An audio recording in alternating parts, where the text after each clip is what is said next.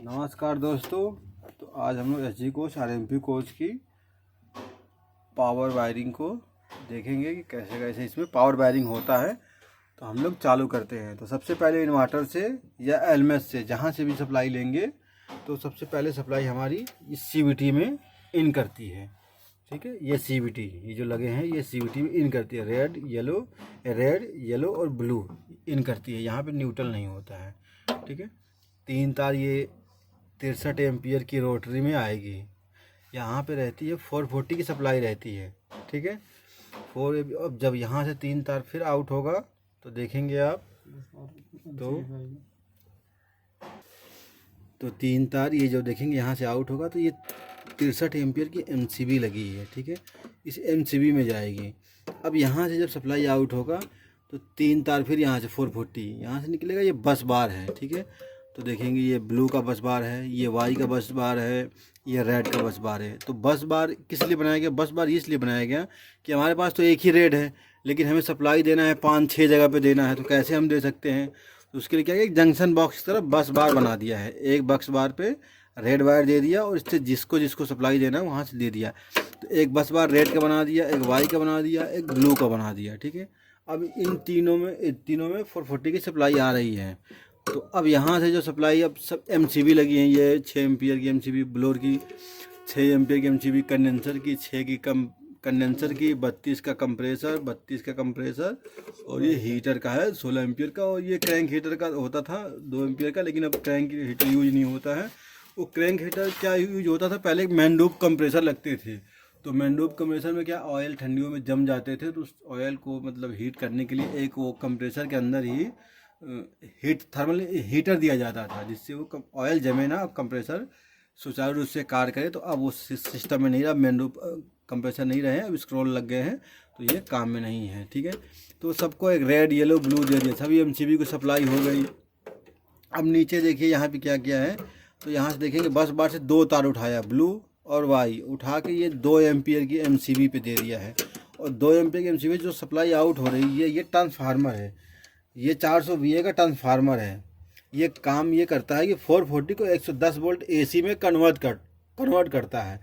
तो क्या है, एक तार इसके कॉमन पे लगाते हैं और एक तार 400 भी लगा सकते हैं, 415 पे लगा सकते हैं, 440 पे भी लगा सकते हैं।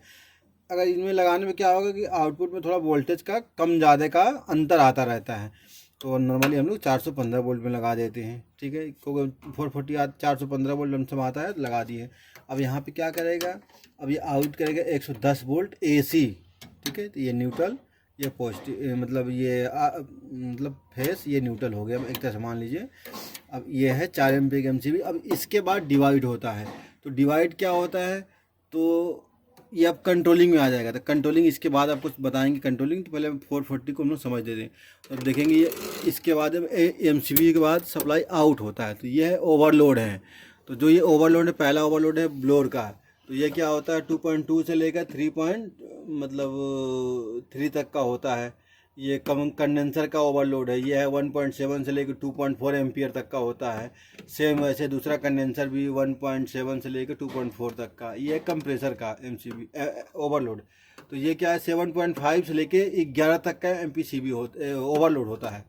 और ये भी 7.5 से लेके 11 तक। इसमें क्या है कि मैं एम्पियर सेट कर सकते हैं कि अगर कम ज़्यादा करना हो तो सेट कर, 7 से लेके 11 तक का रेंज है, इसको सेट कर सकते हैं। तो अगर मान लो ना एम्पियर आपने सेट कर दिया 7 एम्पियर पे, अगर आपका एम्पियर ले रहा है 8 एम्पियर 9 एम्पियर, तो क्या बार बार ओवरलोड ट्रिप होगा। तो ये रिसेट करने के लिए होता है। ठीक है, तो ये ओवरलोड से, अगर ओवरलोड का काम यह है कि अगर हाई वोल्टेज हो या ज़्यादा फेज सीक्वेंस में अंतर आ रहा, वोल्टेज कम आ रहा हो, तो मोटर को हीट से बचाने के लिए ओवरलोड का प्रयोग किया जाता है। तो ये मोटर को सेफ्टी देते हैं, तो उसके लिए ओवरलोड लगा। अब ओवरलोड जैसे सप्लाई आउट होगा तो ये कंटेक्टर है। तो कंटेक्टर क्या है, ये भी 16 एम्पियर का है, 16 का है, 16 का है, 32 का है, 32 का है, 16 का है। बीच में पहले क्या था कि थोड़ा अंतर पड़ जाएगा, पहले 6 का लगता, 6 एम्पियर का लगता था कंडेंसर और ब्लोअर में, और 16 का हीटर में, और 32 का कंप्रेसर में लगता था। तो समय समय के साथ थोड़ा चेंज हो जाता है। अब यह 440 यहाँ से जब निकलेगा, जैसे कंडक्टर पिकअप हो जाएगा, इसे कंट्रोलिंग पाएगा तो ये CVT है, इस CVT के द्वारा और ये रूफ में 440 इन करेगा। उस वहाँ पे एक CVT ऐसा इस प्लाई जब खोलेंगे तो वहाँ मिलेगा। उसके बाद डाइवर्ट हो जाता है सभी को, ब्लोअर को सप्लाई चलाएगा 3 फेस, कंडेंसर को 3 चला जाएगा, दूसरे कंडेंसर को 3, कंप्रेसर को 3 चला जाएगा, कंप्रेसर को भी 3 और हीटर को चला जाएगा। तो हीटर क्या है, यहाँ से तो जाएगा 3 तार ही, लेकिन वहाँ पे जाके 6 तार में डिवाइड हो जाएगा, क्योंकि 2 भागों में हीटर है, लेफ्ट और राइट में 2 भागों में डिवाइड है। ये हो गया इसकी 440। अब कंट्रोलिंग क्या इसकी चालू होता है, तो 110 से चलता क्या क्या है, तो 110 से ये कॉन्टेक्टर चलते हैं, ठीक है, ये कॉन्टेक्टर चलेगा, ये है TDR टाइम डिले रिले, ये चलेगा, ये बाईपास रोटरी कंट्रोलिंग को कंट्रोल करने के लिए। इसका जब कंट्रोलिंग की बताएंगे तो उसमें आपको बताएंगे। ये है थर्मोस्टेट ऑटो में चलाने के लिए, इसको भी 110 AC चाहिए। ये PCB, इसको भी 110 AC चाहिए। ऊपर जो LP HP लगे हुए हैं उनको 110 AC चाहिए। वैन डिले लगा है उसको 110 AC चाहिए।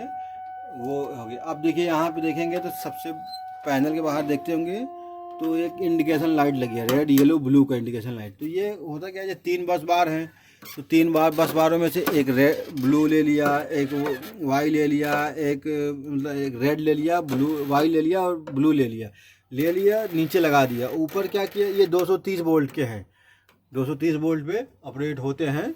जो ये मतलब RYB